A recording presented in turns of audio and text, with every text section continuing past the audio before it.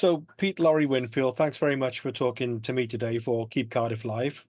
No Um, problem. Thanks for having me. Thanks for your time. And we just chatting before you came on. It turns out you're in Los Angeles, so maybe we'll come back to that in a bit. Originally from Cardiff, yeah, the Yep. Cardiff area, yeah. Yeah, Where yeah. where in Cardiff, out of interest? Penarth is where I went to school, and then Yeah, I moved to Dinas Stanwell. Powys. Yes. Yeah, Yeah, yeah. Um, and then to Dinas Powys, and then in Cardiff City with my friends, when I was old enough to move out, and then eventually London and then America. It's been a wow. long journey. And it's quite a journey, isn't it? It actually really literally is. Not just the miles on the plane, but I mean, from starting up in Cardiff and now you've been out in the States for 8 years. And what you do, it's not necessarily naturally. I mean, I'm not your target audience. I find what you do really interesting, but I'm also a songwriter, and Yeah. I'm really interested in what you do. But I've listened to some of your stuff, and I'll come on to that in a bit. But it's totally different to kind of my field. But when you started out with the music, how did you originally start writing? Because were you like a one man kind of thing? Was it a band? Did it move electronic? How did it kind of work? Yeah, I mean, the music itself even has gone through a lot of iterations and the journey of trying to just like find out what I wanted to do with songs. It was always song first, um, and still is. But then I've always just been really interested in sound and sound design. So Oh, nice. it's always been an experimentation of how far I can take what is a traditional song, I think, but always piano and guitar. Like I always think it has to be able to be played in the most stripped down form possible before you Yeah. even start thinking about what you want to put on top of it. Yeah, that's really interesting straight away because I know you've talked about this a million times, but I read up on the fact that your family, you know, they were musicians and they were Yeah, into. I'd use more classic kind of music, I suppose. I wouldn't say necessarily mainstream, but kind of classic, well-known conventional stuff, if you like. yeah. And I wonder how consciously, how much at all. So I'm guessing it must have done in a way. How is that kind of songwriting structural stuff? How does that run through what you do as a songwriter? Is that kind of in your mind at all, I wonder? Yeah, that's a great question because it is something I'm conscious of because I think always at the point where I want to try and experiment and push something as far as I can, almost subconsciously, I'm always pulling myself back because essentially I love song structure. Right. So if I find myself going into territory that just feels like kind of noodling sound design, which I do, Yeah. Yeah. Yeah. there's always a moment where I think, don't bore us, get to the core. Yeah. There's always a 3.5 minute is the right amount of time. Don't go for. I just have that Yeah. inherent, and like you say, that might come from you know, the music I kind of heard first from my parents. They were professional musicians, but classical musicians, but that's not what they listened to in the house. Yeah.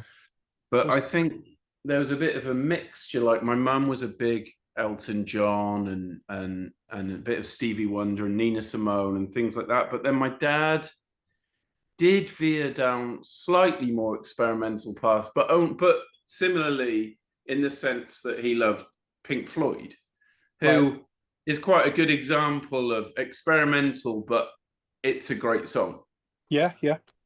you know.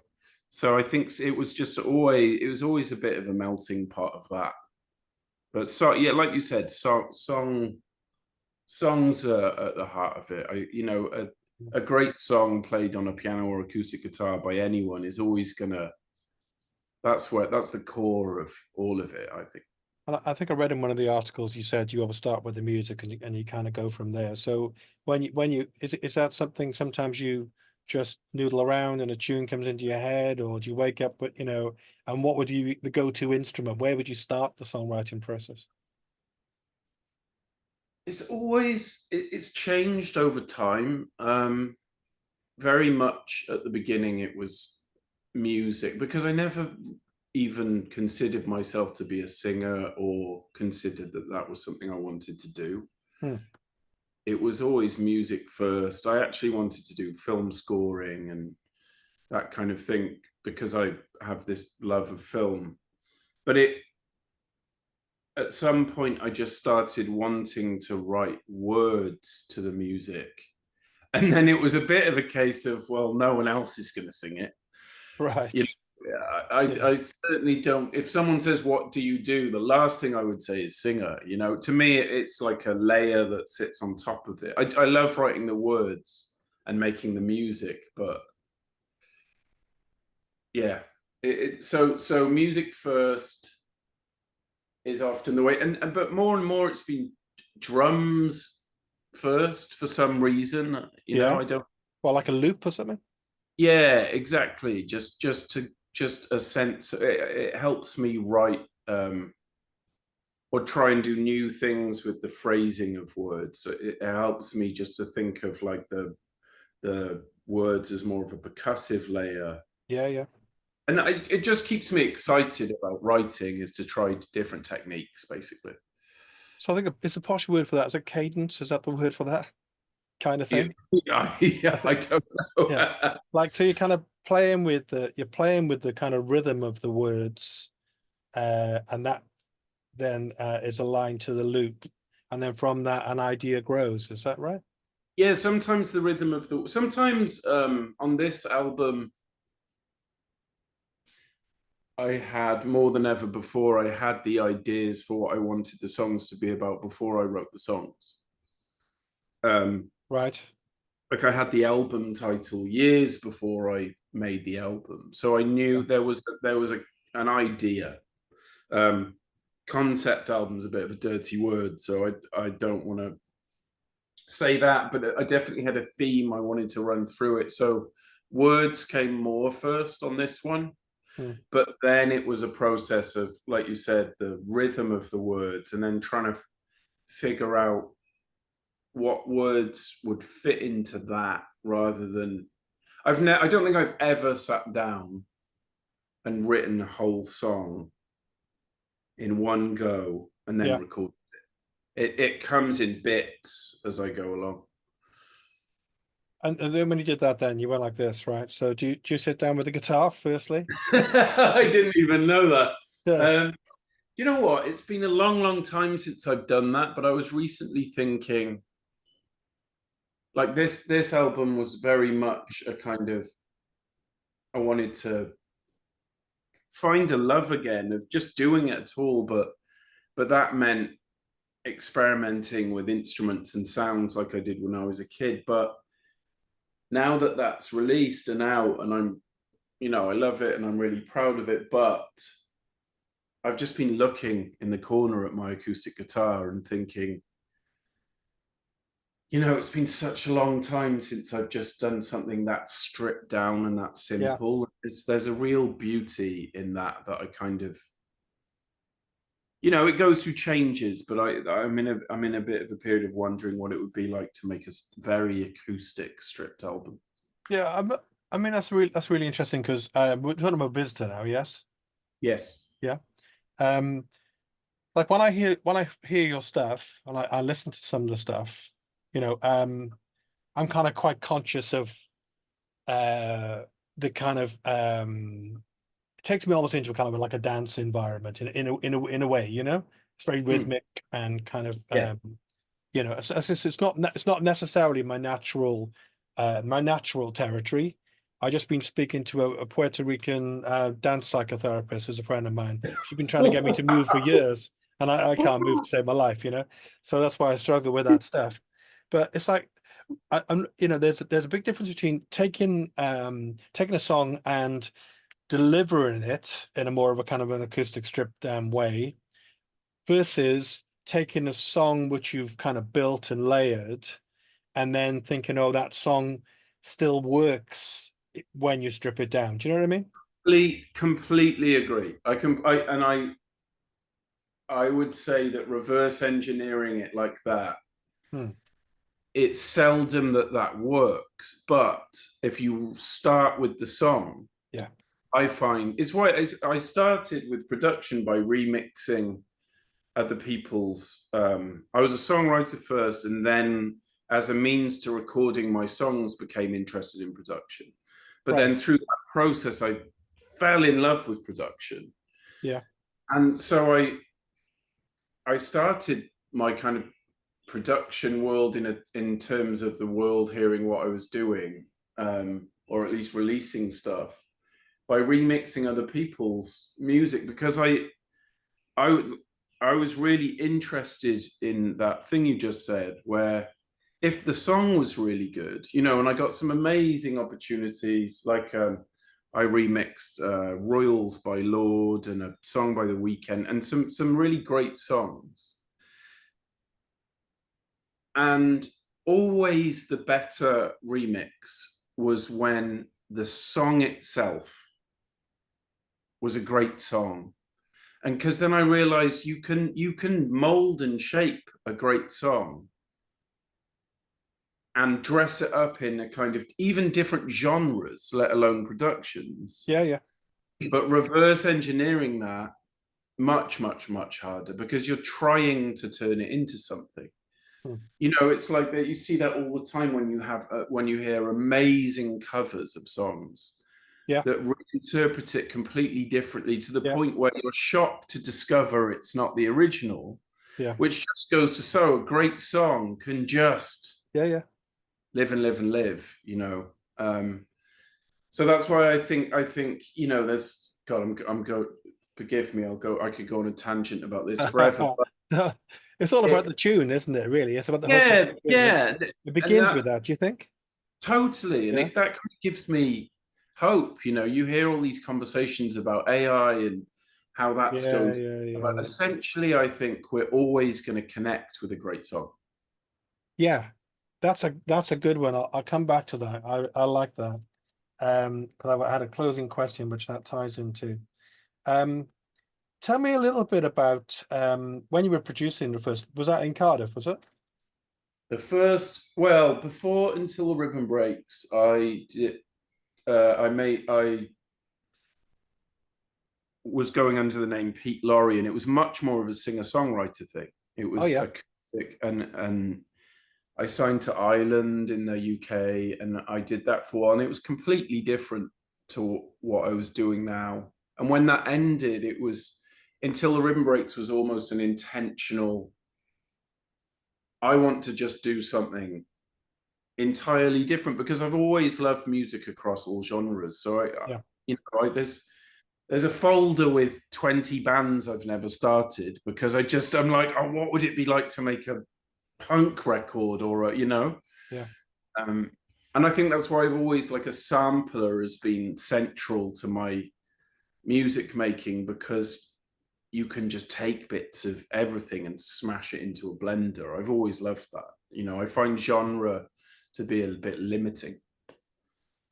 You're quite young, but do you remember Big Audio Dynamite and the crazy things I used to do with the keyboard with the samples? Yeah, yeah. And what was the one someone reminded me the Kind other of ahead day? of its time, wasn't it? Public broadcast. Oh yeah, yeah, yeah. What were they called? Public service broadcasting. Yes, Yeah, that like those things early on. I just couldn't believe that was possible. fantastic, isn't it? And they did it. They would mash, and that was a huge influence because they did the same with video. Yeah, yeah. They would sample Wow, yeah. video. Up your street, of course. Oh, I couldn't believe. I was just like, "Whoa, Yeah, you can do anything." yeah. I mean, there's some great ones. There's the one with the Spitfire. Have you seen that one? Yeah, those ones that use all that early footage. I was obsessed, but huge influence. I want to come back to that because I know you've talked about it before, but it to me, and because I'm just retiring from a university. In fact, a university that you were a student at once upon a time. Yeah. And you said it when we were talking before. You said you went in on one course and you moved to another, but initially it was driven by your love of film. Yeah. Yeah. Were you already a musician then? Were you when you were a student? Yeah. There was always instruments in my house, and I played trumpet in a ska punk Oh band wow. Okay. called Project Pigeon. I heard of them. Yeah. Yeah. Yeah. Oh, I played trumpet in that band. Wow. And then I was in a drum and bass thing called Shotgun Loop. And then I was in this like scratch DJ group called Optimus Prime in Cardiff. Heard of them too. Yeah. I just couldn't ever, it's the same to this day. I couldn't ever, thankfully, decide what lane to go in. So I was just like, I'll do a bit of all of it, which has its own issues as well. Yeah. Yeah. Yeah. I mean, I think your stuff's really eclectic. There's a lot of stuff going on there, kind of, which is nice. Confusing, probably too. Well, people would say that, wouldn't they? Yeah. I mean, the record companies probably say that to you all the time. Oh, completely. It's always been, we don't know we don't know where to put you. Yeah. Where would you put yourself? What do you think your genre is? Maybe it's crossover genres, I think. Do you know what? I never know. And I'm always reticent to say, well, I don't know, because it can come across like a kind of pretentious statement of it's just beyond genre. but it's the truthfully, I just don't know. I mean, it's been called things like alt pop or Wow. experimental pop or electronic something or this and that. But any time it gets called something, I kind of want to rally against it because I feel like it's something different. Yeah. And I've always had this battle, like we've been talking about, interestingly, and maybe why I want to do the acoustic thing is I actually want people to hear the song, not the way I'm trying to present it, Yeah. And so genre, that's why I say genre can be limiting, because you kind of have to say what it is when you don't even know. Yeah. I'm just trying to present an idea and then move on to maybe a completely different idea, because if you say this is the kind of music I make, you're even kind of putting parameters on yourself that's what you'll do again. And I don't know that to be true. Well, I mean, you're lucky there, I think, aren't you? Do you think you're lucky if the label kind of lets you do that? I mean, I could.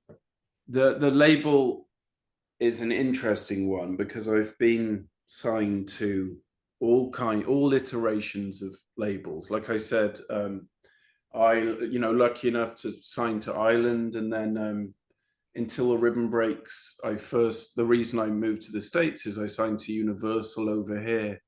But yes, the major label system, and I'm not someone who is like poo-poos the major labels. I think it works for the right artists and doesn't for others. But I think it didn't for me for that reason is those big pop things, they sit very specifically in their particular world, and you can call them something. And now with playlisting and things like that, it means you know where to put it on the playlist. Yep. You know what category to tell the radio station to put it in. And I've always come up against that of like, well, where do we put you?